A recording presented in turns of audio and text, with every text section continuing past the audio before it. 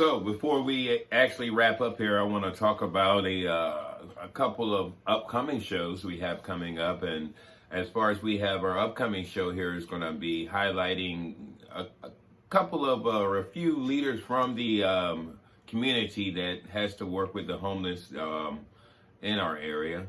I do spend a lot of time talking about the homeless because it is an issue. It truly is. And with Bridging the Gap, we're here to bridge the gap between misinformation and disinformation, or just lack of information. So we will be having on our show Gavin Stevens from the Halo shelter, which I thought it was important to bring in Halo, especially after we heard from my wife, who was talking about the fact that, you know, we do work a lot with the Christian shelter, but we don't really get to hear a lot from Halo. And Halo is very important, and especially the fact they really house a whole lot of the homeless, or not even house, but they also have to deal with them as far as with, and I appreciate what they do as far as working with them, but they feed twice a day. They have the bargain, which I go to the bargain center they have over on Snow Hill Road. They just deal with so much. So we're going to hear from Gavin Stevens. We're going to have Bishop Anthony Dickerson from the Christian Shelter back on.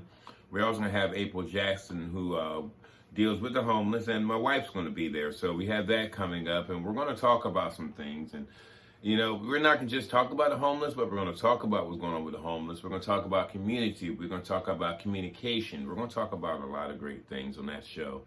We also have coming up in the near future what we like to call executive decision, okay? And this will be a show that we have the executive on, and she's going to talk about some of the things that has happened throughout the month. I think it is very important for us to do that and clear the air on things, because if we are truly going to be bridging the gap, we need to bridge the gap again between lack of information, disinformation, misinformation, and just truly giving information. So stay tuned for that. We also have spoken to Council Lady from the County Council, Shani Shields. We'll be having her coming on in the near future.